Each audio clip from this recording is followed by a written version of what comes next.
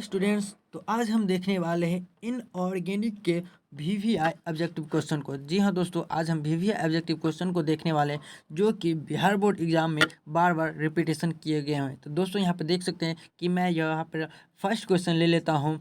BCC exam ये देख सकते हैं 2018 में पूछा गया है। क्या पूछा गया है कि निम्नलिखित जटिल यौगिक में किसका अणुचुंबकीय आघूर्ण सबसे अधिक होगा। यानी कि दोस्तों सबसे पहले तो आपको ये पहचानना होगा अणुचुंबकीय, और इसके बाद हमको बताना होगा कि इन चार ऑप्शन यहाँ पे आप दिए हुए इन चारों ऑप्शनों में से जो है चुंबकीय आघूर्ण किसका अधिक होगा, हमें ये बताना है दोस्तों। तो सबसे पहले तो आपको पता होना चाहिए कि अणुचुंबकीय को हम कैसे पहचानेंगे और प्रतिचुंबकीय को कैसे पहचानेंगे। इसके बाद चुंबकीय आघूर्ण इसका या फिर इसका या फिर इसका या इसका, इन चारों में से चुंबकीय आघूर्ण किस तरीक़ा से निकाला जाता है, तो तभी हम बता सकते हैं कि इन चारों ऑप्शनों में से जो है चुंबकीय आघूर्ण किसका अधिक होगा। तो ये जानने के लिए दोस्तों सबसे पहले आपको यहाँ पे चार ऑप्शन को अपने कॉपी में नोट कर लेना है।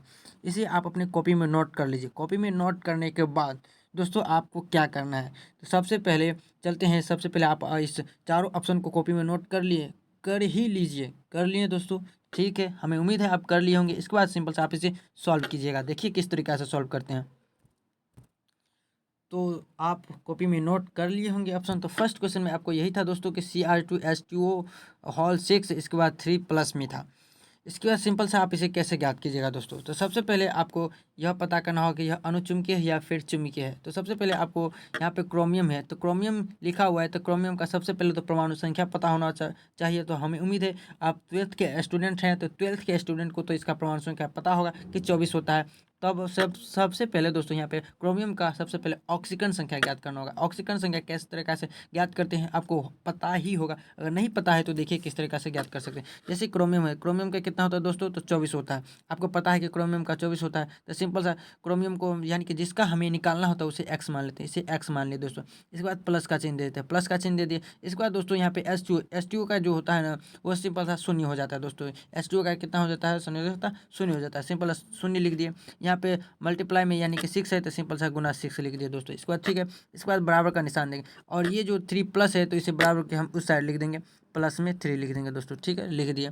इसके बाद सिंपल सा इसे हम सॉल्व करेंगे, तो एक्स प्लस दोस्तों इसे जब हम 0 में 6 का मल्टीप्लाई करेंगे तो 6 हो जाएगा। इसके बाद बराबर में हो जाएगा कितना दोस्तों, +3 हो जाएगा। इसके बाद हम x बराबर निकालेंगे, शून्य हो जाएगा यहाँ पे शून्य। तब x बराबर हो जाएगा दोस्तों यहाँ पे कितना हो जाएगा, +3। यानी कि इसका जो क्रोमियम का ऑक्सीकरण संख्या हो जाएगा यहाँ पे शून्य +3 हो जाएगा दोस्तों। क्या हो जाएगा, +3। तो आप देख सकते हैं मैंने यहाँ पे लिख दिया है कि क्रोमियम की ऑक्सीकरण संख्या बराबर में +3। ठीक है, ऑक्सीकरण संख्या निकालिए। इसके बाद सिंपल से पहले आपको क्रोमियम का इलेक्ट्रॉनिक विन्यास निकालना आना चाहिए। इलेक्ट्रॉनिक विन्यास आप सिंपल सा निकाल लीजिएगा। इसे 1s2 2s2 2p6 3s2 इस तरीके से निकालिएगा। तो सिंपल सा दोस्तों लास्ट में आपको 4s2 और 3d4 आ जाएगा इसका क्रोमियम का। ठीक है, इसके बाद सिंपल सा हमको यहाँ पे क्रोमियम +3 का हमें निकालना है। क्या, इलेक्ट्रॉनिक विन्यास। +3 का मतलब दोस्तों क्या है कि यहाँ पे जैसे क्रोमियम का परमाणु संख्या हो जाता है सिंपल सा 24, तो यहाँ पे +3 है, तो यानी कि आपको इसमें से क्या करना होगा, +3 जो होता है +3 को इसमें से 24 में से 3 को घटा देना होगा। क्या करना होगा, 3 को इसमें से घटा देना होगा। अगर माइनस रहेगा तो इसमें 3 को जोड़ देना है दोस्तों। सिंपल सा ये करना है। तो यहाँ पे सिंपल से क्रोमियम का जब हम निकालेंगे Cr+3 का इलेक्ट्रॉनिक विन्यास निकालेंगे, तो सिंपल सा हो जाएगा 4s0 और 3d0 हो जाएगा। क्या हो जाएगा, 4s0 3d0। सिंपल सा यहाँ पे हमने क्या किया है आपको निकाला हुआ आता होगा। यहाँ पे कितना लास्ट में आया था दोस्तों, 4s2, इसके बाद 3d4 आया था, इतना आया था लास्ट में क्रोमियम का। तो यहाँ पे से हमको सिंपल सा +3 का निकालना है ना, +3 का यहाँ पे 3 इलेक्ट्रॉन को यहाँ पे से घटाना है। तो सिंपल सा यहाँ पे 3d4 में से नहीं घटेगा। सबसे बाह्यतम कक्षा यहाँ पे 4 है, 4s2 है, तो यहाँ पे से ये 2 गायब हो जाएगा, यानी कि 4s0 हो जाएगा। एक 2 इलेक्ट्रॉन इसमें से गया, एक इलेक्ट्रॉन आपको इसमें से ले लेना है। 3d यहाँ पे हो जाएगा कितना, 3d3 हो जाएगा। ये हो गया। सिंपल सा इस प्रकार से हम Cr+3 का भी क्या निकाल लिए, Cr+3 का भी हम सिंपल यहाँ पे इलेक्ट्रॉनिक विन्यास निकाल लिए। ठीक है, इसके बाद सिंपल से हमको क्या करना है, इसके बाद दोस्तों हमको करना है क्या, यहाँ तक करने के बाद यहाँ पे अयुग्मित इलेक्ट्रॉन की संख्या हमको निकालना है कि अयुग्मित इलेक्ट्रॉन यानी कि दोस्तों अगर आपके जो ये CrH2O6 है +3, अगर इसमें जब अयुग्मित इलेक्ट्रॉन की संख्या आ जाएगा तो पता चल जाएगा कि वो क्या है, चुंबकीय है। अगर नहीं आएगा तो प्रतिचुंबकीय हो जाएगा। तो सिंपल है, इसे अब सॉल्व करेंगे। सिंपल से अयुग्मित इलेक्ट्रॉन की संख्या निकालें। अयुग्मित इलेक्ट्रॉन की संख्या किस तरीके से, सिंपल सा दोस्तों आपको पता होना चाहिए कि एस ऑर्बिटल, एस जो होते हैं वो उस कक्षा में सिंपल सा एक ऑर्बिटल होते हैं, यानी कि इसमें आप 2 इलेक्ट्रॉन को रख सकते हैं। और जो डी ऑर्बिटल होते हैं उसमें जो डी उपकक्षा होते हैं दोस्तों, उसमें हम सिंपल सा 5 ऑर्बिटल होते हैं। कितने होते हैं दोस्तों, 5 ऑर्बिटल होते हैं। 1 2 3 4 5, 5 ऑर्बिटल होते हैं। और पी जो कक्षा होते हैं उसमें दोस्तों सिंपल सा 3 ऑर्बिटल होते हैं, आपको पता होना चाहिए। ठीक है, तो डी में कितने होते हैं, 5, एस में कितने होते हैं, 1 होते हैं, आपको पता होना चाहिए। तो सिंपल सा यहाँ पे आप देख सकते हैं कि यहाँ पे सबसे पहले क्वेश्चन को आप देखिएगा ध्यान से। यहाँ पे कितना लिखा है, CrH2 6 लिखा है। तो आप इसे सिंपल सा इसमें ऑक्सीकरण संख्या ज्ञात कीजिएगा। इसके बाद इसका इलेक्ट्रॉनिक विन्यास निकालिएगा। इलेक्ट्रॉनिक विन्यास निकालने के बाद कुछ इस तरीके से आएगा। इसके बाद सिंपल सा इसे अयुग्मित इलेक्ट्रॉन की संख्या निकालना होगा। अयुग्मित इलेक्ट्रॉन की संख्या किस तरीके से निकालेगा, अगर लास्ट में आया 4s0 3d3 आ गया दोस्तों, तो सबसे पहले आप यहाँ पे देखिएगा कि किस तरीके से इसमें हम क्या निकालते हैं, अयुग्मित इलेक्ट्रॉन की संख्या। अयुग्मित इलेक्ट्रॉन की संख्या निकाला होगा। यहाँ पे आप देख सकते हैं दोस्तों, यहाँ पे 4s है। क्या है, 4s है दोस्तों, 4s। तो 4s में देख सकते हैं कि 0 इलेक्ट्रॉन, यानी कि यहाँ पे जो है इलेक्ट्रॉन एक भी नहीं है, तो इसमें तो इलेक्ट्रॉन भराएगा ही नहीं। यहाँ पे 3d देख सकते हैं, 3d में कितना है दोस्तों, 3 इलेक्ट्रॉन। कितने हैं, 3। तो 3 इलेक्ट्रॉन सिंपल सा ये क्या, हुंड के अनुसार भरेंगे इसमें दोस्तों। क्या करें, हुंड के अनुसार सिंपल सा एक एक इलेक्ट्रॉन करके ऑर्बिटल में भरा जाता है।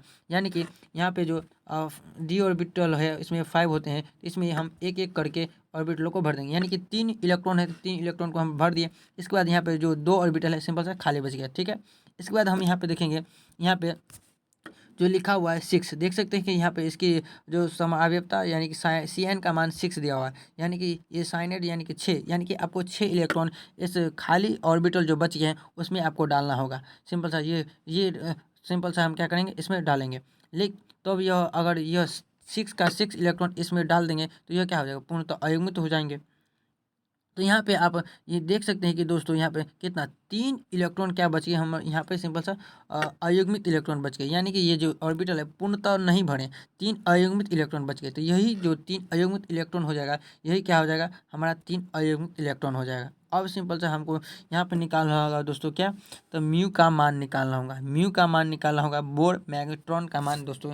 तो म्यू का जब हम यहाँ से मान निकालेंगे तो इसका जो सिंपल सा सूत्र होता है, रूट अंदर में n into n+2 bore magnetron हो जाता है दोस्तों। ये सिंपल सा सूत्र होता है। तो यहाँ पे n क्या हो गया, तो n हो गया दोस्तों यहाँ पे अयुग्मित इलेक्ट्रॉन की संख्या, जो हमने यहाँ से ज्ञात किया था 3 है अयुग्मित इलेक्ट्रॉन की संख्या। तो यहाँ से हम रखेंगे क्या, 3, फिर 3+2, फिर 3 × 5, फिर 15, √15 आ जाएगा। तो √15 का मान दोस्तों क्या होता है, तो √15 का मान 3.87 होता है लगभग में दोस्तों। तो ये आ जाएगा, ये हमारा ए ऑप्शन का आ गया। ए का आ गया हमको क्या, 3.87। ठीक है, ए ऑप्शन का आ गया। इसी प्रकार हम इसके बाद ए ऑप्शन का कर लिए, इसके बाद बी ऑप्शन का चेक करेंगे क्या होता है।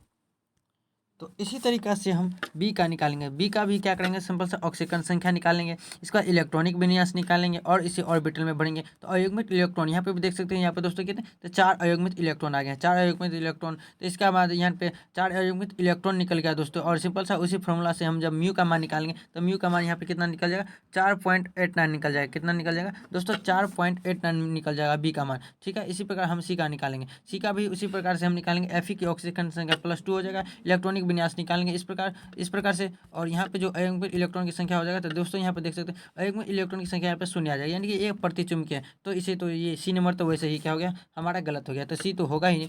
इसके बाद चलते हैं डी नंबर। डी नंबर में जाते हैं तो डी नंबर में भी देख सकते हैं कि यहाँ पे हमें जो यहाँ पे है एक भी इलेक्ट्रॉन नहीं बचा। यहाँ पे भी म्यू का मान क्या हो गया, 0 हो गया, यानी कि 0 इलेक्ट्रॉन। यानी कि यहाँ पे आपको छट गया, डी नंबर भी वैसे ही छट गया। यानी कि आपको बी कितना नंबर दोस्तों, यहाँ पे सी नंबर और D number, C number D number तो वैसे ही छट गया। और बच गया यहाँ पे क्या दोस्तों, यहाँ पे बच गया बी, और इसके बाद बच गया क्या, ए। यानी कि बी और ए, वो बी में कितना निकला है दोस्तों, 4.89 निकला है दोस्तों। ठीक है, और ए में जो निकला था यहाँ पे आपको कितना निकला था, √15 का मान सिंपल सा निकला था दोस्तों।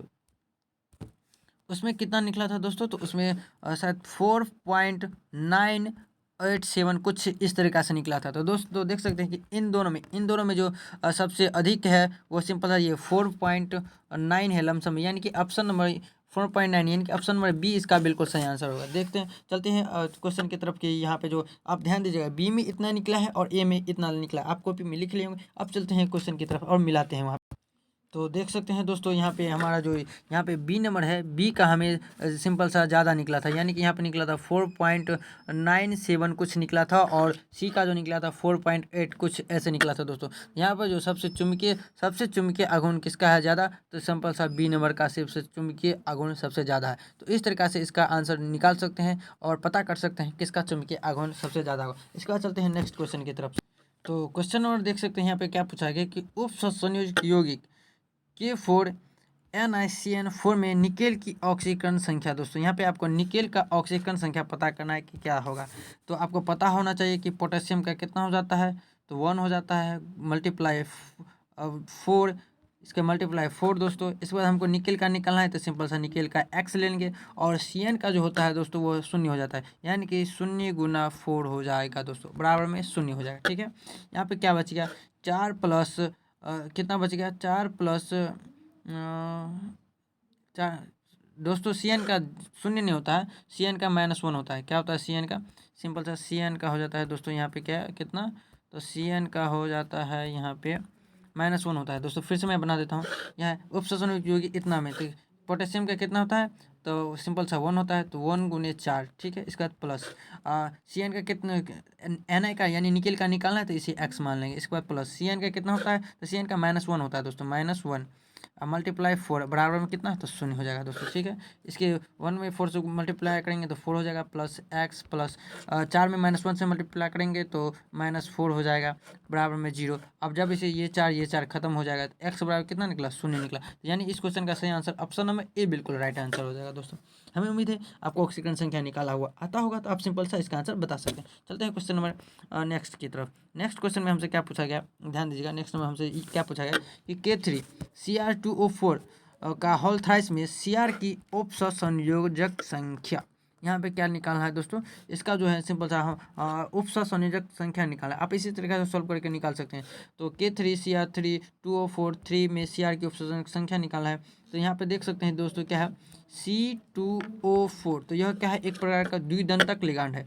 तो 2 दोस्तों द्विदंतक लिगांड है 2, ठीक है। इसके बाद 3 से इसमें हॉल लगा हुआ है, तो यानी कि 2 गुना 3 यानी कितना हो गया, 6 हो गया। तो इसका जो उपसंयोजक एक संख्या निकलेगा ऑप्शन नंबर डी, यानी कि 6 हो जाएगा इसका बिल्कुल सही आंसर दोस्तों। ठीक है, इसके बाद चलते हैं क्वेश्चन नंबर 3 क्वेश्चन नंबर 3 में क्या पूछा गया, CrH2O4 C2 प्लस संकुलन में Cr की ऑक्सीकरण संख्या क्या है, Cr2H2O4 Cl2, इसके बाद फिर यहाँ पे प्लस भी दिया हुआ है, संकुलन में Cr की ऑक्सीकरण संख्या निकालना है। यहाँ पे इसका हमको क्या निकालना है, ऑक्सीकरण संख्या। तो आप इस तरीक़ा से निकाल सकते हैं, Cr का निकालना है तो इसे x मान लेंगे, फिर H2O का हो जाता है 0 गुना 4 हो जाता है दोस्तों। इसके बाद प्लस में Cl2 का कितना हो जाता है, तो -1 गुना 2 हो जाता है, बराबर में कितना, बराबर में प्लस है यानी कि 1 है। इसके तो इसे आप जब सिंपल सा क्या कीजिएगा, सॉल्व कीजिएगा ना, तो दोस्तों सिंपल यानी कि +3 आ जाएगा दोस्तों। क्या हो जाएगा, यहाँ पे सिंपल सा एक घट जाएगा, तो यहाँ पे सिंपल सा +3 बच जाएगा, बराबर को सर जाएगा। तो यानी कि ऑप्शन नंबर बी इसका बिल्कुल सही आंसर। आप इस तरीके से ऑक्सीकरण संख्या आप निकाल सकते हैं, आपको निकाला हुआ आता होगा।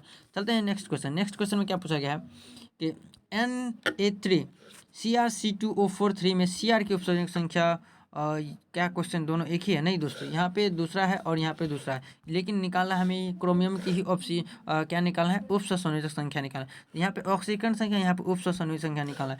तो यहाँ पे लिगांड कितना है, लिगांड है कितना, 2 द्वितीय लिगांड है 3 है दिया हुआ है, यानी 3 गुना 6, इसका आंसर भी ऑप्शन नंबर डी आंसर, यानी कि 6 इसका भी आंसर उपसंयोजक संख्या 6 ही होगा दोस्तों। ऑप्शन डी इसका बिल्कुल राइट आंसर।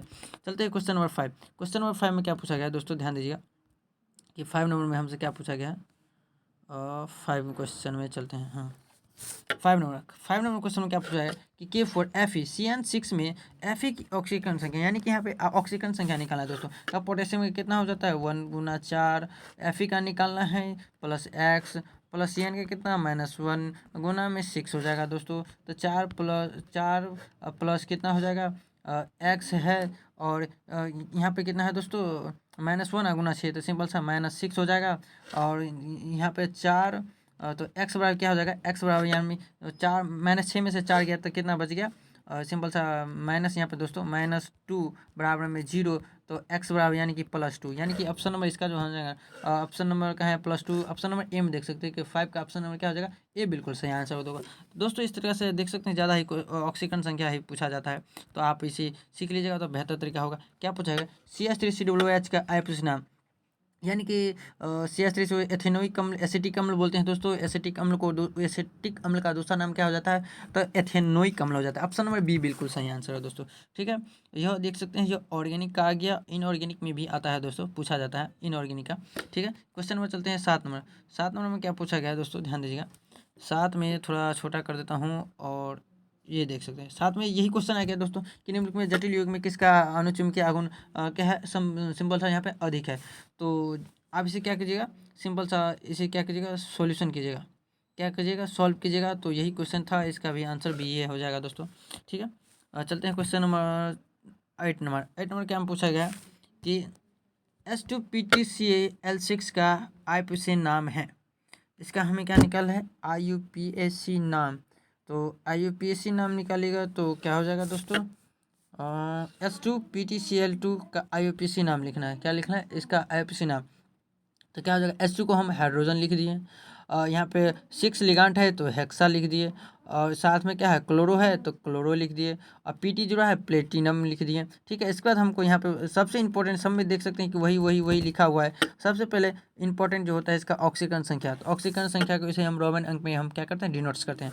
तो इसे हम क्या क्या निकालेंगे, ऑक्सीकरण संख्या। तो सिंपल सा ऐसे सॉल्व कीजिएगा तो 4 निकल जाएगा। ऑप्शन नंबर इसका जो हो जाएगा ए बिल्कुल सही आंसर हो दोस्तों, इसका क्या हो जाएगा, ऑप्शन नंबर ए बिल्कुल सही आंसर है। आप इसे सॉल्व करके देख सकते हैं, निकल जाएगा, ठीक है। क्वेश्चन नंबर 9 नंबर क्वेश्चन में क्या पूछा गया, 9 नंबर हमसे ये पूछा गया, किस यौगिक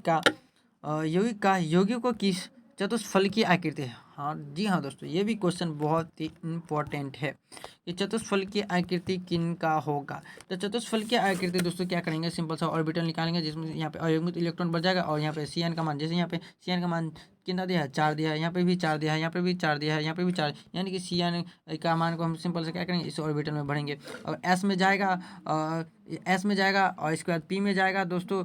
S में 1 गया तो जैसे P में 3 गया तो sp3, यानी कि जब प्रसंकरण क्या हो जाएगा, sp3 प्रसंकरण का होगा तो वो सिंपल से क्या होगा, चतुष्फलकीय आकृति का हो जाएगा।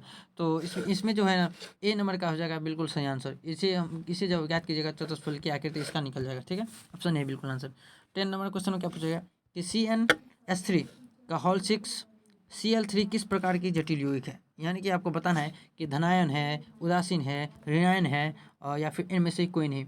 तो यह जटिल क्या है, CONS3, सिंपल से याद करिएगा, CO उदासीन जटिल यौगिक, यानी कि ऑप्शन नंबर क्या हो जाएगा, सी इसका बिल्कुल सही आंसर है, उदासीन जटिल यौगिक है दोस्तों। क्वेश्चन नंबर चलते हैं 11 में क्या पूछा गया, ध्यान दीजिएगा। 11 में हमसे क्या पूछा गया, क्या ये पूछा गया कि K4 एफिशिएंसी में Fe का प्रसंकरण पूछ दिया है दोस्तों। क्या कि इसमें प्रसंकरण हम बता ही दिए कि किस तरीके से निकालना होता है, ऑर्बिटल से सिंपल सा सॉल्व कर लीजिएगा। और नहीं आता है तो आप हमें कमेंट सेक्शन में दोस्तों बता दीजिएगा, हम आपको एक अलग से वीडियो बता देंगे कि प्रसंकरण किस तरीक़े से 10-15 एग्जाम्पल लेके बता देंगे कि किस तरीक़े से आप प्रसंकरण को क्या कर सकते हैं, ज्ञात कर सकते हैं, ससंयोजक संख्या को ज्ञात कर सकते हैं, CN का मान निकाल सकते हैं। आप हमें कमेंट सेक्शन में बता दीजिए। तो इसे सिंपल हम क्या सॉल्यूशन कीजिएगा तो दोस्तों, तो D2sp3 आ जाएगा। ऑप्शन नंबर सी देख सकते हैं, सी नंबर ऑप्शन में दिया है, तो सी नंबर इसका बिल्कुल सही आंसर है, ठीक है, सी हो जाएगा। इसके बाद चलते हैं क्वेश्चन नंबर 12 में क्या पूछा गया दोस्तों, 12 नंबर ध्यान से देखिएगा कि 12 नंबर ये पूछा है कि निम्नलिखित में कौन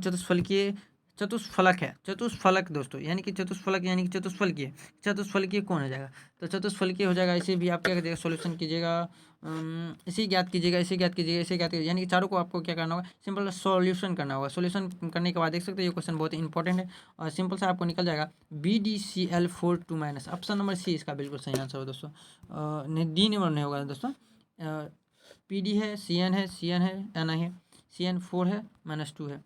तो ये नंबर ए नंबर, और इसके बाद डी नंबर देखिए तो दोस्तों कुछ अंतर बुझा रहा है, NaCN4 -2 दोनों तो एक ही है, तो ए और डी सिंपल सा इसका आंसर नहीं हो जाएगा, 12 का ए डी नहीं हो जाएगा, यानी कि ऑप्शन में डी बोल सकते हैं, ए डी दोनों हो जाएगा, ठीक है।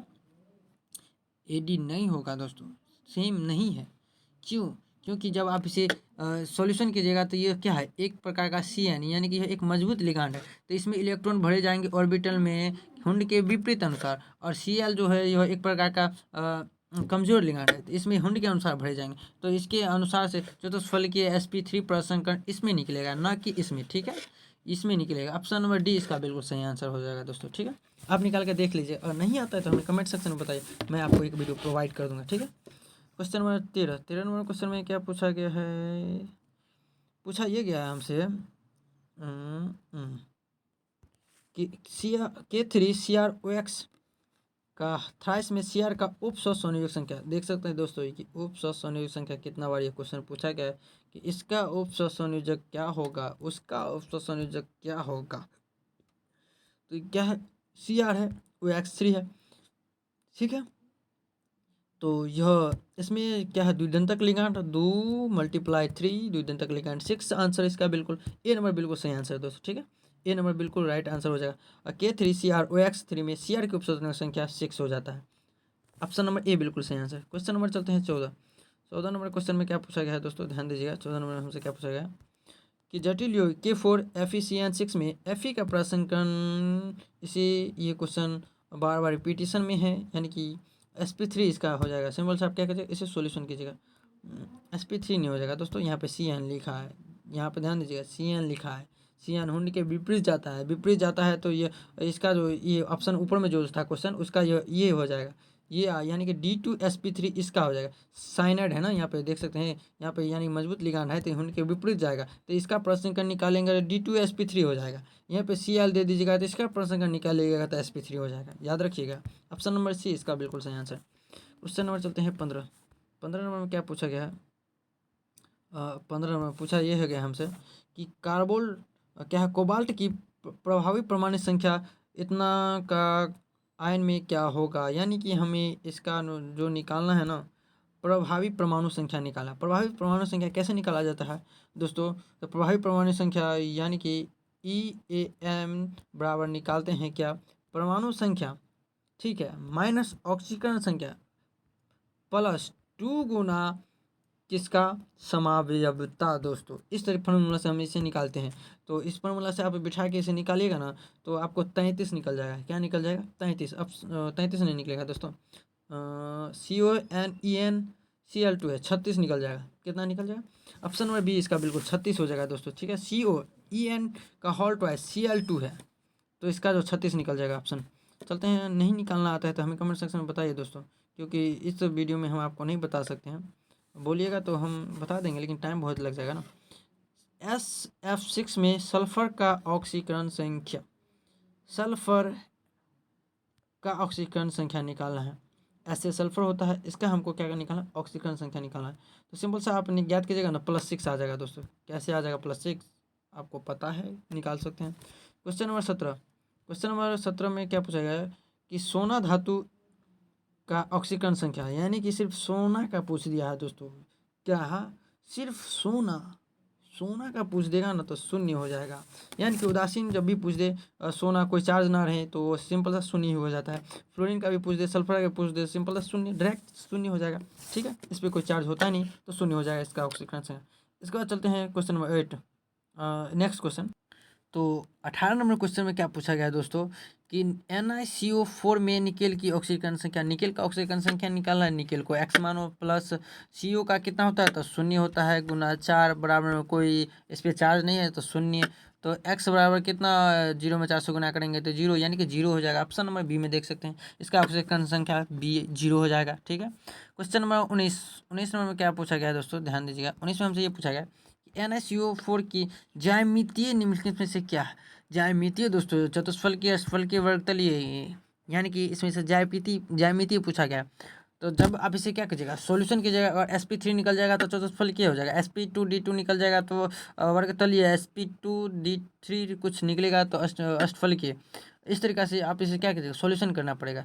तो सॉल्यूशन अगर आपको नहीं आता है तो हमें कमेंट सेक्शन में बताइए, हम आपको वीडियो में प्रोवाइड कर देंगे।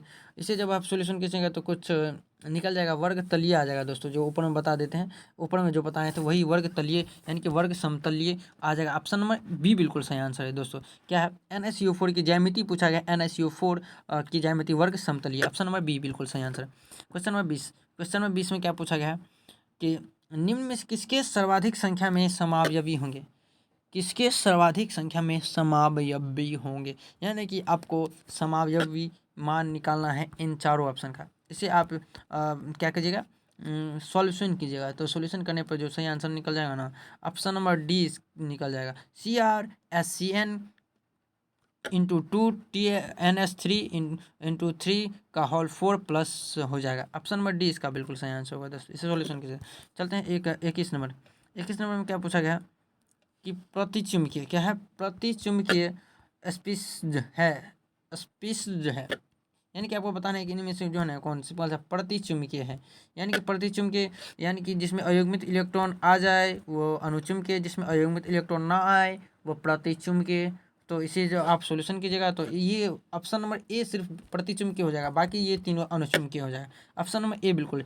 NiCN4 2- जो है एक प्रकार का है प्रतिचुम्बकीय पदार्थ हैं। ठीक है, 22 नंबर क्वेश्चन क्या है, कैंसर विरोधी औषधि किस प्लेटिनम में लिगेंड है, कैंसर विरोधी औषधि सिस प्लेटिनम में लिगेंड, यानी कि कैंसर विरोधी जो सिस प्लेटिनम कैंसर, यहाँ पे क्वेश्चन एक बनता है दोस्तों कि कैंसर रोधी में कौन से धातु का उपयोग करते हैं, तो सिस प्लेटिनम का हम कैंसर विरोधी औषधि के रूप में हम करते हैं, सिस प्लेटिनम धातु का। तो सिस प्लेटिनम धातु का हमको यहाँ पे क्या पूछा, लिगांड, लिगांड उसमें लिगेंड है, यानी कि सिस प्लेटिनम का में लिगेंड है, तो लिगेंड क्या हो जाएगा, NH3Cl, यानी कि ऑप्शन नंबर ए में देख सकते हैं NH3Cl, और सी प्लेटिनम में लिगेंड है NH3Cl, आप याद रखिएगा। क्वेश्चन नंबर चलते हैं 23 में क्या पूछा गया, क्वेश्चन नंबर 23 में हमसे पूछा गया है कि निम्न में कौन सा संकुल ब्राह्य कक्षक संकुलक है, ब्राह्य कक्षक संकुलक कौन सा ब्राह्य कक्षक संकुलक है, तो ब्राह्य कक्षक संकुलन होता है NiH3 का होल 6 2+ में, NiH3 का होल 6 2+ में होता है ब्राह्य कक्षक संकुलक। इसे आप सॉल्यूशन करके बता सकते हैं कि ब्राह्य कक्षक में कौन जाएगा, अंतर कक्षक में कौन जाएगा, लेकिन इसमें नहीं होगा संभव, या आप डायरेक्ट याद रख लीजिए। वैसे परमाणु क्रमांक देख सकते हैं, मैंगनीज का 25 दिया, फिर का 26, कोबाल्ट का 27, निकेल का 28, ठीक है, कॉपर का 29। क्या है कि विल्किल्सन उत्प्रेरक में होता है, विल्किल्सन यानी कि एक प्रकार का यह विल्किल्सन जो होता है उसमें उत्प्रेरक में क्या होता है, तो विल्किल्सन उत्प्रेरक में हम Ru होता है, option number D. Question number चलते हैं 25 में क्या पूछा गया, छोटा कर देता हूँ साफ साफ देखें, क्या है, CONH3 का होल 6 Cl3 में कोबाल्ट की प्राइमरी तथा सेकेंडरी संयोजकता, यानी कि फर्स्ट संयोजकता, सेकेंड संयोजकता, प्राइमरी सेकेंडरी संयोजकता पूछा गया है।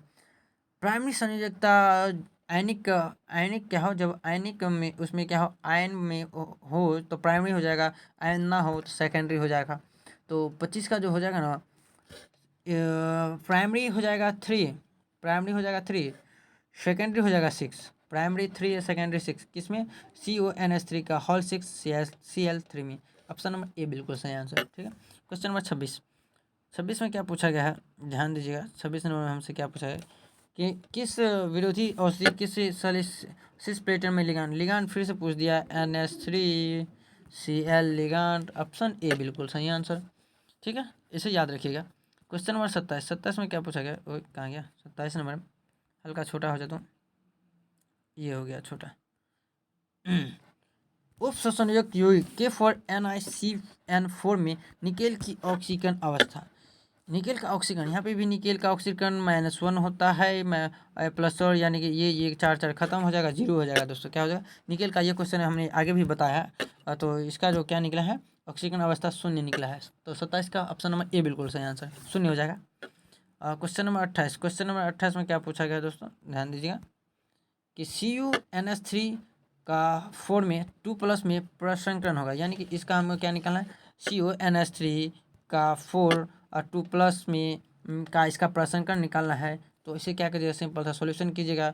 तो या तो हो सकता है sp3 sp2 तो इसे क्या कीजिएगा, CO है NH3 है 4 4 -1 2 -2 और इसका प्रसंस्करण निकालेगा ना तो कुछ DsP2 निकलेगा। क्या निकलेगा, DsP2 निकल जाएगा दोस्तों। आप इसे इसका प्रसंस्करण खुद से निकाल कर देख सकते हैं। ठीक है, क्वेश्चन नंबर चलते हैं 29 नंबर क्वेश्चन में क्या पूछा गया कि निम्नलिखित में कौन आंतरिक ऑर्बिटल जटिल आयन है। यहाँ पे इससे पहले क्या पूछा गया था, बाह्य ऑर्बिटल, यहाँ पे आंतरिक ऑर्बिटल पूछा गया। यानी कि ये सब क्वेश्चन पूछे जाते हैं, आंतरिक ऑर्बिटल कौन होते हैं, बाह्य ऑर्बिटल कौन होते हैं। तो इसमें आंतरिक ऑर्बिटल पूछ दिया है तो आंतरिक ऑर्बिटल FeCN6 4 यानी कि आपको ये याद होना चाहिए FeCN6 4 आंतरिक ऑर्बिटल होते हैं। क्या होते हैं, FeCN6 4 आंतरिक ऑर्बिटल होते हैं। FeCN6 4 आंतरिक ऑर्बिटल हो जाता है। ठीक है, क्वेश्चन नंबर चलते हैं 30 नंबर क्वेश्चन में क्या पूछा गया। 30 नंबर हमसे ये पूछा गया कि निम्नलिखित में से कौन सा योग जो प्रकाशीय समयावता दर्शाता है। प्रकाशीय समयावता कौन दर्शाता है दोस्तों, तो C2O4 का होल थ्राइस और 3 क्या कर दिखलाता है, प्रकाशीय समयावता। ऑप्शन नंबर सी बिल्कुल आंसर है। ऑप्शन नंबर इसका क्या हो जाएगा, कौन प्रकाशीय समयावता दिखाता है, तो CrC2O4 का इसका होल क्यूब और 3 जो होता है प्रकाश की समावयवता को दिखाता है दोस्तों। ऑप्शन नंबर 30 का जो हो जाएगा बिल्कुल सी आंसर, बिल्कुल सही आंसर है दोस्तों। ठीक है, प्रकाशीय समयावता क्या होता है दोस्तों, प्रकाशीय समयावता अगर क्या होता है मैं आपको बता दूं तो प्रकाशीय समयावता वे होते हैं जो क्या करता है, उत्तल ध्रुवित प्रकाश को बाएं से क्या करता है, बाएं से दाईं ओर को मोड़ देता है, उसी प्रकाशीय समयावता कहते हैं। सिंपल फंडा याद रखिए। तो इसे सॉल्यूशन किया जाता है और इसे पहचाना जाता है। तो ऑप्शन नंबर सी इसका बिल्कुल आंसर है। प्रकाशीय समयावता CrC2O4 का होल थ्राइस 3 प्रकाशीय समयावता है। ठीक है, क्वेश्चन नंबर 31 हो गया, नहीं 31 में चलते हैं, वही 31 चलो 31 नंबर क्वेश्चन में दोस्तों। 31 नंबर में क्या पूछा गया है, ध्यान दीजिएगा। 31 थोड़ा छोटा हो जा, आयन की ये ले जटिल यौगिक क्या है, CONH3 का 5 है। Cl Cl2 के विलयन में आयनों की संख्या, यहाँ पे आयनों की संख्या CONH3 का क्या है, होल थ्राइस और ऊपर जा होल थ्राइस और 5Cl2 में विलयन की आयनों की संख्या, आयनों की संख्या यहाँ पर निकालना है। तो इसकी जो आयनों की संख्या हो जाएगा ना दोस्तों, 3 5 2 3 हो जाएगा दोस्तों। कितना हो जाएगा, 3 हो जाएगा। ऑप्शन नंबर ए इसका आयनों की संख्या हो जाएगा, ए नंबर बिल्कुल आंसर 3 हो जाएगा। CONH3 का होल 5Cl में आयनों की संख्या ए 3 हो जाता है। ठीक है, ऑप्शन ए। 32 में क्या पूछा गया है दोस्तों, ध्यान दीजिएगा। 32 में ये पूछा गया है कि CaCO4 में कोबाल्ट की ऑक्सीकरण संख्या, देख सकते हैं ऑक्सीकरण संख्या कितना पूछा गया था। यानी कि आपको ऑक्सीकरण संख्या सीखना ही होगा दोस्तों। नहीं आता है तो कमेंट सेक्शन में बताइए, मैं आपको सिखाऊंगा। KCO4 में कोबाल्ट की ऑक्सीकरण संख्या 0 0 0 के -1 हो जाता है प्लस में, यानी कि -1 क्या हो जाएगा दोस्तों, 32 का सही आंसर -1 हो जाएगा। बोलिएगा कैसे, पोटेशियम का कितना होता है, तो सिंपल से कितना होता है, +1 हो जाता है, +1। ठीक है, प्लस CO का 0 हो जाता है, फिर प्लस CO का 0 हो जाता है, फिर गुना में 4 है तो 4 बराबर में 0, यानी कि 1 बराबर 1 + 0 बराबर कितना निकला, कितना निकला 1 प्लस में ये सब 0 हो जाएगा बराबर 0, तो 1 जो हो जाएगा बराबर उसर जाएगा तो -1 नहीं निकल जाएगा दोस्तों। पोटासियम क्या, कैसे पोटासियम कितना होता है, 2 पोटासियम 19 होता है, तो 2 8 10 8 18 1 इलेक्ट्रॉन की जरूरत -1। ऑप्शन नंबर सी हो जाएगा दोस्तों। क्या हो जाएगा 32 का, ऑप्शन नंबर सी बिल्कुल सही आंसर। क्वेश्चन नंबर चलते हैं 33 में क्या पूछा गया है कि निम्न में कौन सबसे अधिक अस्थाई इसे भी आपको क्या करना होगा, सॉल्व करना होगा दोस्तों। तो अधिक अस्थाई जो निकल जाएगा ना वो FeC2O4 का होल थ्राइस 3 सबसे अधिक अस्थाई होगा। सबसे अधिक अस्थाई क्या हो जाएगा, FeC2O4 का होल थ्राइस 3 सबसे अधिक अस्थाई, इस ऑप्शन के हिसाब से हो जाएगा। ऑप्शन नंबर डी बिल्कुल सही आंसर। क्वेश्चन नंबर 34 में क्या पूछा गया, ध्यान दीजिएगा। क्वेश्चन नंबर 34 में हमसे ये पूछा गया है दोस्तों, यहाँ पे आंसर दिया हुआ, लेकिन इस आंसर को नहीं देखना है क्योंकि यह आंसर गलत भी दिया हुआ रहता है कोई कोई में, ठीक है। आंसर को आपको यहाँ पे नहीं देखना है, ठीक है। निम्न में से किसके किसके अणुचुम्बकीय व्यवहार का मान न्यूनतम होता है। चुंबकीय व्यवहार, यहाँ पे उससे पहले मैंने क्या बताया था, फर्स्ट में चुंबकीय अधिकतम चुंबकीय क्या किसका होगा, आघूर्ण, और यहाँ पे क्या पूछेगा, चुंबकीय आघूर्ण न्यूनतम किसका होगा। तो इसी आप इसी तरीक़ा से सॉल्व कीजिएगा ना, जिस तरीक़ा से मैंने फर्स्ट में बताया था। तो यहाँ पर सही आंसर निकल जाएगा COCN63 का क्या होता है, चुंबकीय आघूर्ण, चुंबकीय व्यवहार का मान न्यूनतम यानी कि कम हो जाता है। ऑप्शन नंबर डी बिल्कुल सही आंसर। क्वेश्चन नंबर चलते हैं 35 में कोई कोई आंसर का सही हो जाता है दोस्तों, सबका नहीं होता है। 35 में क्या पूछा गया कि एथिलीन डायमीन है, एथिलीन डायमीन को दूसरे रूप में बोलते हैं बाइडेंटिक लिगांड, बाइडेंटिक लिगांड को एथिलीन डायमीन। तो बाइडेंटिक लिगांड ऑप्शन बी में देख सकते हैं, बाइडेटेड लिगांड, यही हो गया bidentate ligand. Option number B answer है। ऑप्शन नंबर क्या हो जाएगा, bidentate ligand. Option number A ethylene diamine को बोलते हैं, ठीक है। 35 हो गया। इसके बाद चलते हैं आगे। तो यहाँ पे क्या पूछा गया है दोस्तों कि निम्न में कौन अणुचुम्बकीय है। तो अणुचुम्बकीय पदार्थ आपको पता होगा किस तरीक़ा से निकाला जाता है। तो जिसमें अयुग्मित इलेक्ट्रॉन बच जाएगा तो वही सिंपल सा अणुचुम्बकीय हो जाएगा, बाकी क्या हो जाएगा मतलब प्रतिचुम्बकीय हो जाएगा। तो अणुचुम्बकीय इसे आप क्या कीजिएगा, सॉल्व कीजिएगा। तो अणुचुम्बकीय जो यहाँ पे आपको सिर्फ NiCl4 2 माइनस में अयुग्मित इलेक्ट्रॉन बच जाएंगे, बाकी इन तीनों में जो है अयुग्मित इलेक्ट्रॉन नहीं बचेंगे, लेकिन NiCl4 2 माइनस में जो है अयुग्मित इलेक्ट्रॉन बच जाएंगे। जब अयुग्मित इलेक्ट्रॉन बच गए इसमें तो ये अणुचुम्बकीय हो गया। ऑप्शन नंबर 36 का डी आंसर बिल्कुल सही आंसर है, ठीक है। क्वेश्चन नंबर चलते हैं 37 नंबर में क्या पूछा गया है। 37 में हमसे ये पूछा गया है कि निम्न में किसकी संरचना वर्ग समतलीय है। इसे भी आपको क्या करना होगा, सॉल्व करना होगा। तो वर्ग समतलीय निकल जाएगा किसका, NiCN-142, तो यानी कि ऑप्शन नंबर सी हो जाएगा। 37 का क्या हो जाएगा, ऑप्शन नंबर सी बिल्कुल आंसर। NiCN4 2 माइनस का जो होता है संरचना वर्ग समतलीय होता है, किसका, वर्ग समतलीय NiCN4 2 माइनस का क्या होता है, वर्ग समतलीय संरचना होता है, ठीक है। 38 नंबर क्या पूछा गया है। 38 में पूछा गया निम्न में कौन कार्बधात्विक यौगिक है। क्या है, कार्बधात्विक यौगिक। कार्बधात्विक यौगिक जो होता है ना दोस्तों, TiC2H2 का होल 4 हो जाता है। TiC2H4 का होल 4, TiC2H4 का होल 4। ऑप्शन नंबर ए में देख सकते हैं लिखा हुआ है। ऑप्शन नंबर ए बिल्कुल सही आंसर है दोस्तों, ठीक है। क्वेश्चन नंबर 39 में क्या पूछा गया है, देख सकते हैं। इसका जो देखिएगा ना आंसर सर जी, अब ऑप्शन ए सबका एक ही जैसा है, बट इसमें जो इम्पोर्टेंट होता है वो इसका ऑक्सीकरण संख्या होता है। ऑक्सीकरण संख्या इसमें हम क्या करते हैं, लिगांड वाले में और रोमन में लिखते हैं PTNS3 BrNO2 Cl का ऑप्शन है। तो इसमें तो सिंपल सा इस तरीक़ा से हो जाएगा, डाई NH3 है और 3 है, और ट्राई इसके बाद क्या है, ब्रोमोनाइट्रेप्लेटिनम क्या है, NH3 तो chloro, NH3 bromo, NO2 nitro. इसके बाद इसका इसकी सिंपल सा क्लोराइडो का हम निकालेंगे ऑक्सीकरण संख्या। तो इसका हम ऑक्सीकरण संख्या ज्ञात करेंगे, क्या करेंगे, ज्ञात करेंगे। तो हो जाएगा कितना, 4 हो जाएगा, 4 हो जाएगा।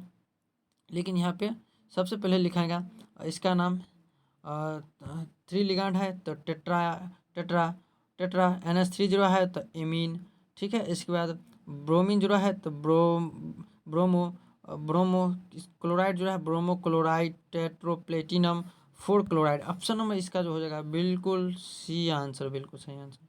सी नंबर क्या है इसका, बिल्कुल tetraammine bromo chloro nitroplatinum 4 chloride. Option number C PTNS3 का होल 3 मतलब 3 BrNO2 Cl का IUPAC नाम, Cl का IUPAC नाम, टेट्राएमीन ब्रोमो क्लोरो नाइट्रोप्लेटिनम 4।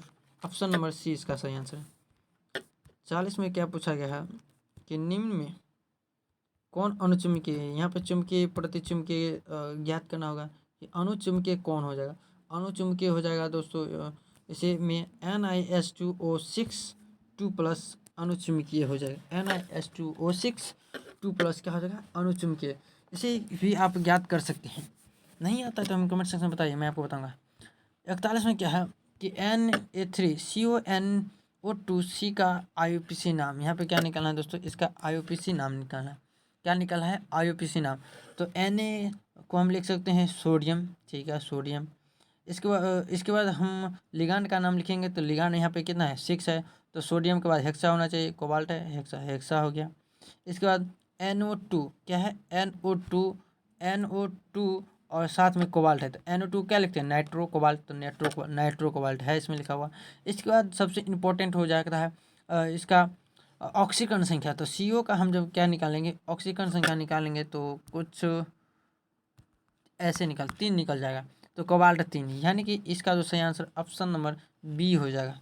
41 का ऑप्शन नंबर क्या हो जाएगा? बी बिल्कुल सही आंसर दोस्तों।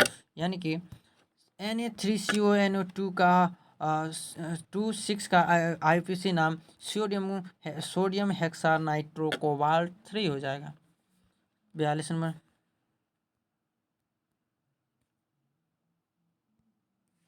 निम्न में किसकी अणुचुंबकीय व्यवहार का मान न्यूनतम होगा? अणुचुंबकीय व्यवहार यानी कि हमको यहाँ पे न्यूनतम व्यवहार, ये क्वेश्चन पीछे भी रिपीट किया गया है, तो इसका सही आंसर क्या था? COCN6 3 क्या है? अणुचुंबकीय व्यवहार इसका क्या होता है? न्यूनतम होता है, यानी कि कम होता है। 43 में क्या पूछा गया? निम्न में किसकी ज्यामिति कोषमतलीय है? कोषमतलीय नहीं होगा दोस्तों, यहाँ पे वर्ग समतलीय हो सकता है, लेकिन कोषमतलीय क्या होता है? समतलीय हो जाएगा, वर्ग समतलीय। तो वर्ग समतलीय तो PtCl4 2- का होता है। PtCl4 2- का क्या होता है? ज्यामितीय वर्ग समतलीय होता है, ठीक है। 44 में पूछा गया है MnS2O6 2+ में आयन की चुंबकीय प्रकृति, आयन की चुंबकीय प्रकृति बताना है। तो चुंबकीय प्रकृति हो जाएगा, वो सिंपल सा क्या हो जाएगा? अणुचुंबकीय हो जाएगा। आप इसे निकाल कर देखिएगा, इसमें क्या होगा ना, इसे सॉल्यूशन कीजिएगा ना, तो इसमें अयुग्मित इलेक्ट्रॉन आ जाएंगे, तो वो एक अयुग्मित इलेक्ट्रॉन आ गया, तो मतलब अणुचुंबकीय हो गया ना। MnS2O6 2+ में है, तो अणुचुंबकीय हो जाएगा, ऑप्शन ए। 45 में क्या पूछा गया? निम्न में किसकी ज्यामिति वर्ग समतलीय है? निम्न में जो है किसकी ज्यामिति वर्ग समतलीय है? वर्ग समतलीय पूछा गया है दोस्तों। वर्ग समतलीय होता है PtCl4 2- का ज्यामितीय वर्ग क्या होता है? वर्ग समतलीय। PtCl4 2- का जो ज्यामिति होता है वर्ग समतलीय हो जाता है। आप निकाल कर देख सकते हैं। 46 में क्या पूछा गया है कि कौन सबसे अधिक अस्थाई कॉम्प्लेक्स है? अस्थाई, अधिक अस्थाई पूछा है, अधिक अस्थाई कॉम्प्लेक्स कौन है? अधिक अस्थाई कॉम्प्लेक्स है इसमें FeC2O4 3 FeC2O4 का थ्राइस और 3 कोष्ठ के अंदर में बाहर में माइनस, यानी कि option number A, C number क्या है? अधिक अस्थाई है। FeC2O4 का whole thrice 3-, option number C इसका हो जाएगा, ठीक है। क्वेश्चन नंबर 47 में क्या पूछा गया है कि CONH3 का होल 6 में Cl के विलयन में कितने आयन उत्पन्न करेंगे? यानी कि CONH3 का 6 Cl2 विलयन में हमको क्या बताना है कि कितने आयन जो होंगे ना, इसमें कितने आयन उत्पन्न होंगे। तो इसमें जो आयन उत्पन्न होंगे ना, 3 हो जाएगा। कितने आयन उत्पन्न होंगे? यानी कि 3 हो जाएगा। आप इसमें ट्रिक भी लगा सकते हैं, यहाँ पे 3 देखिएगा तो ट्रिक 3 लगा दीजिए। उससे पहले भी देखिए थे यहाँ पे क्या था, 6 था, तो 6 लगा दिए थे। तो इस तरीके से आप ट्रिक भी लगा सकते हैं, वैसे आप इसे सॉल्व करके बता सकते हैं कि आयन कितने होंगे। तो 3 ही आयन होंगे, ठीक है, ऑप्शन सी आंसर है, ठीक है। इसके बाद चलते हैं NaCN4 में निकेल का प्रसंकरण। यहाँ पे आपको क्या निकालना है? इसका प्रसंकरण निकालना है। -1 4 निकेल 1 2 माइनस में हो जाएगा। प्रसंकरण CN है, क्या है? CN है, क्या है? मजबूत लिगांड है, तो इसमें क्या हो जाएगा? हुंड के विपरीत भरा जाएगा, हुंड के विपरीत भरा जाएगा, तो DsP2 निकल जाएगा, ठीक है। वैसे हुंड के विपरीत नहीं भराता तो sp3 निकलता, अब से sp3, लेकिन हुंड के विपरीत भराएगा, मजबूत लिगांड है, DsP2 हो जाएगा। कितना हो जाएगा? ऑप्शन नंबर बी इसका सही आंसर है। 49 में क्या पूछा गया है कि NiCl4 2- की ज्यामिति वही है। यहाँ पे देख सकते हैं, यहाँ पे क्या है? कमजोर लिगांड है। यहाँ पे क्या आ गया? कमजोर लिगांड आ गया। कमजोर लिगांड आ गया तो इसका प्रसंकरण क्या होगा? sp3 आ गया, sp3 आ गया। और sp3 जब भी आ गया तो यह चतुष्फलकीय हो जाएगा। sp3 प्रसंकरण आएगा तो चतुष्फलकीय हो जाएगा ना, होगा। 50 नंबर क्वेश्चन में चलते हैं दोस्तों। तरीके 50 नंबर आ जा, कहाँ भाग गया? हाँ 50 नंबर। 50 में क्या पूछा गया है कि कॉपर सल्फेट के जलीय घोल में अत्यधिक KCl डालने से बनता है। कॉपर सल्फेट के जलीय घोल में अत्यधिक KCl डालने से बनता है। तो क्या बनता है सिंपल सा, तो K3CuCN4 बन जाता है। K3CuCN4 क्या होता है, बन जाता है क्या करने पर, तो अत्यधिक KCl डालने पर K3CuCN4 बन जाता है। ठीक है, इसके बाद चलते हैं क्वेश्चन नंबर 51। निम्न में कौन प्रबल क्षेत्र लिगांड है। प्रबल यानी कि मजबूत, प्रबल यानी कि मजबूत हो जाता है। इसमें CO जो होता है प्रबल होते हैं, बाकी ये क्या हो जाते हैं दुर्बल, दुर्बल यानी कमजोर। ऑप्शन नंबर ए CO क्या है, प्रबल लिगांड है। क्या है, प्रबल लिगांड है। ठीक है, जलीय TiF6 3- का रूप है क्या है, काला, पार्वल, श्वेत। तो TiF6 का जो रूप हो जाएगा ना, वो क्या हो जाएगा, प्रबल हो जाएगा। क्या हो जाएगा, प्रबल। 52 का बी आंसर बिल्कुल सही आंसर। 52 हो गया। इसके बाद चलते हैं क्वेश्चन नंबर 53 में। 53 में क्या पूछा है, किसका जो मैग्नेटिक मोमेंट अधिकतम होगा।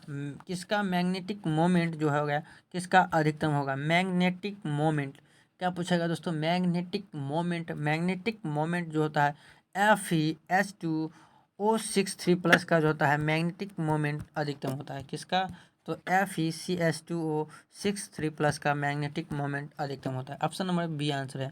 ठीक है, 54 में चलते हैं। निम्न में कौन अणुचुम्बकीय है, यानी कि अणुचुम्बकीय पूछा गया है कि निम्न में कौन अणुचुम्बकीय है। अणुचुम्बकीय दोस्तों हो जाएगा NiCl4 2- में अणुचुम्बकीय हो जाएगा, क्योंकि इसमें अयुग्मित इलेक्ट्रॉन बच जाएंगे तो यह अणुचुम्बकीय हो जाएगा। NiCl4-2।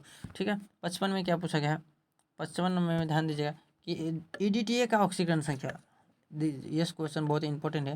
EDTA का ऑक्सीकरण संख्या क्या होता है, तो 6 हो जाता है। EDTA ऑक्सीकरण 6। चलते हैं आगे। CrH2O4 Cl2 के संकलन में Cr की ऑक्सीकरण संख्या, तो इतना हो जाएगा 0, और Cr-1 Cr2-2 में, तो इसे हम क्या करेंगे, सिंपल सॉल्यूशन कीजिएगा ना दोस्तों, तो +3 आ जाएगा। कितना हो जाएगा, +3। ऑप्शन नंबर बी इसका सही आंसर है। 56 का ऑप्शन नंबर बी बिल्कुल सही आंसर है। 57 में चलते हैं।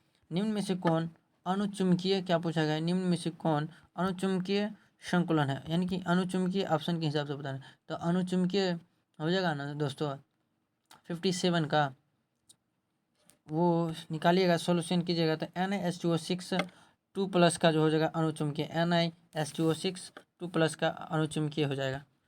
58 नंबर क्वेश्चन में क्या पूछा गया कि निम्न में किसमें मैग्नीशियम है। मैग्नीशियम किस में होता है दोस्तों, आपको पता होना चाहिए। 58 का मैग्नीशियम क्लोरोफिल में क्या होता है, क्लोरोफिल में मैग्नीशियम होता है। ठीक है, क्लोरोफिल में क्या होता है, Mg+2 मैग्नीशियम होता है। 59 में क्या पूछा गया है कि निम्न में कौन अष्टफलकीय संकुल बनाएगा। अष्टफलकीय संकुल बनाएगा दोस्तों, क्या पूछा गया, अष्टफल संकुल। तो D6 जो होता है निम्न चक्रण वाला क्या बनाता है, अष्टफलकीय बनाता है ना। तो ऑप्शन नंबर डी इसका सी आंसर सही हो जाएगा। 60 में K4FeCN6 है। K4FeCN6 पूछा गया कि लिगांड कौन सा, एक दंतक द्विदंतक कौन सा लिगांड है, तो वह एक प्रकार का संकुल यौगिक है।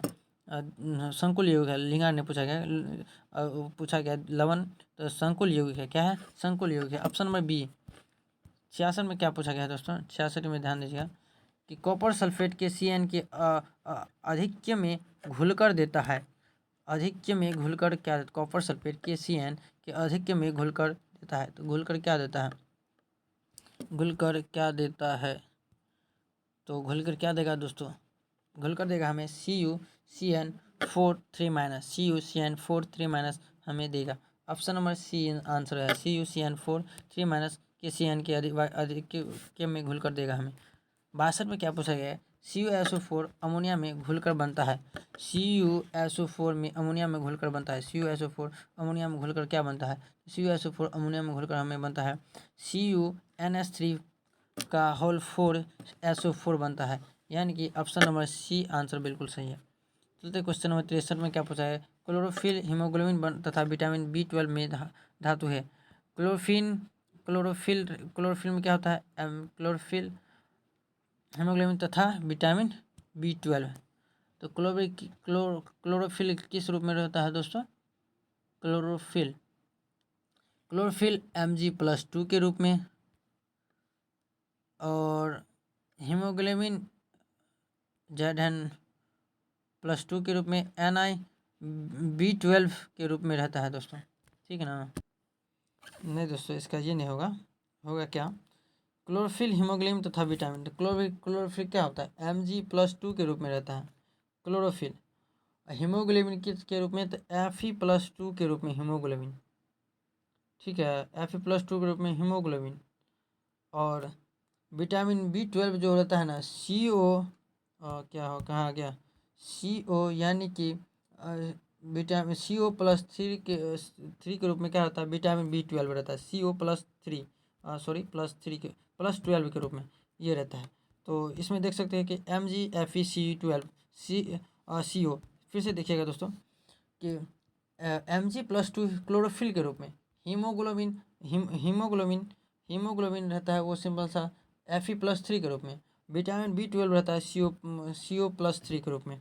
ऑप्शन नंबर बी सही आंसर सही हो जाएगा दोस्तों, ठीक है। TiS2O6 में अनुचुंबकीय प्रकृति है, अनुचुंबकीय प्रकृति हो जाएगा दोस्तों क्या, एक अयुग्मित इलेक्ट्रॉन के कारण क्या होता है, तो वो अनुचुंबकीय हो जाता है। एक भी अयुग्मित अगर बच जाएगा ना तो वो अनुचुंबकीय हो जाएगा। तो यहाँ पे 3 अयुग्मित इलेक्ट्रॉन के कारण अयुग्मित इलेक्ट्रॉन की अनुपस्थिति, तो सिंपल सा यही सही आंसर हो जाएगा। 3 भी रहेगा तो भी होगा, लेकिन ये आंसर ज़्यादा मानता होगा। निम्न में से किससे कार्बोधात्विक यौगिक नहीं है, यानी कि कार्बोधात्विक यौगिक यहाँ से पहचानना है। सिस प्लेटिनम कार्बोधात्विक यौगिक नहीं होता। सिस प्लेटिनम क्या होता है, कार्बोधात्विक यौगिक नहीं होता है। 66 नंबर, 66 में क्या पूछा गया कि प्रतिचुंबकीय स्पीसीज है, प्रतिचुंबकीय स्पीसीज है, प्रतिचुंबकीय स्पीसीज NiCN4 2- से होता है, प्रतिचुंबकीय स्पीसीज हो जाता है। ऑप्शन नंबर ए। प्रकाशीय समयावता दिखाते हैं, प्रकाशीय समयावता कौन दिखलाते हैं, तो टेट्रोहेड्रल एवं ऑक्टाहेड्रल प्रकाशीय समयावता को दिखाते हैं। Tetrahedral, octahedral, tetrahedral, octahedral, tetrahedral, octahedral प्रकाशीय समयावता को दिखलाते हैं। टेट्राहेड्रल, ऑक्टाहेड्रल प्रकाशीय समयावता को दिखलाते हैं। टेट्राहेड्रल, ऑक्टाहेड्रल कहाँ गया, खत्म हो गया क्या, टेट्राहेड्रल कितना में था, कहाँ तक पहुँचे थे दोस्तों, हीमोग्लोबिन में, कार्बोधातु में, ग्रीक में, और यहाँ प्रकाशीय समयावता tetrahedral, octahedral. Option number D. चलते हैं 68 में क्या पूछा गया, उपसंयोजक यौगिक के वर्नर सिद्धांत के अनुसार, उपसंयोजक यौगिक के वर्नर सिद्धांत के अनुसार क्या होता है, तो होता है प्राइमरी संयोजकता आयनीकृत होता है। प्राइमरी संयोजकता क्या होते हैं, आयनीकृत होती है। ऑप्शन नंबर ए। 68 के बाद 69 में चलते हैं कि निम्न में कौन सा लिगांड कीलेंट बनता है, कीलेंट बनता है, निम्न में से कौन सा लिगांड कीलेंट बनता है, यानी कीलेंट कौन बनाएगा, कीलेंट बनाता है कौन, तो ऑक्जेलेट बनाता है कीलेंट, कीलेंट कौन बनाता है, ऑक्जेलेट बनाता। 69 हो गया। इसके बाद 69 के बाद चलते हैं आगे दोस्तों, तो 70 में आ गए हैं, निम्न में से कौन प्रकाशिकीय समयावता दर्शाता है, प्रकाशिकीय समयावता दोस्तों, प्रकाशिकीय समयावता कौन दर्शाता है, तो प्रकाशीय समयावता वही दर्शाता है, कौन दर्शाता है, तो प्रकाशीय समयावता हमको दिखाता है Ni, कहाँ गया, NiNS3 6 2+ जो होता है प्रकाशीय समयावता को डिनोट्स, यानी कि प्रकाशीय समयावता को हमें दिखलाता है। ऑप्शन डी इसका बिल्कुल सही आंसर है। 71 में क्या पूछा गया है कि निम्न में कौन प्रकाशिकीय समयावता दर्शाता है, प्रकाशिकीय समयावता, दोनों यानी कि क्वेश्चन एक ही है बट ऑप्शन अलग अलग है। इसमें जो हो जाएगा प्रकाशिकीय समयावता क्या हो जाएगा, तो नहीं CrC2O4 3 जो होता है प्रकाशिकीय समयावता इसमें दिखलाता है CrC2O4 3 और NiNS3 और 6 2+ प्रकाशिकीय समयावता ये दोनों दिखाता है, आप याद रखिएगा। 72 में निम्नलिखित को किस लिगांड की डेल्टा शून्य न्यूनतम, यानी डेल्टा न्यूनतम होता है, फ्लोरीन का हो जाता है, F- का हो जाता है डेल्टा न्यूनतम। टेट्राहेड्रल क्रिस्टल क्षेत्र विपाटन के लिए कौन सही है, टेट्राहेड्रल क्रिस्टल के विपाटन के लिए सही हो जाएगा ये option number A T = 6/9 del शून्य। लास्ट क्वेश्चन है CuNH3 4 में SO4 में कॉपर की प्राइमरी तथा सेकेंडरी संयोजकता, कॉपर की प्राइमरी सेकेंडरी, कॉपर की निकालना है तो 2 और 4 निकल जाएगा। ऑप्शन ए बिल्कुल सही आंसर है दोस्तों, ठीक है, ऑप्शन ए बिल्कुल आंसर सही। दोस्तों चैनल पर पहली बार आए, चैनल को सब्सक्राइब कर लीजिएगा और इस प्रकार वीडियो के लिए हमारे बेल आइकन को भी ऑन जरूर कर लीजिएगा। मिलते हैं अगले वीडियो में, तब तक के लिए बाय बाय दोस्तों।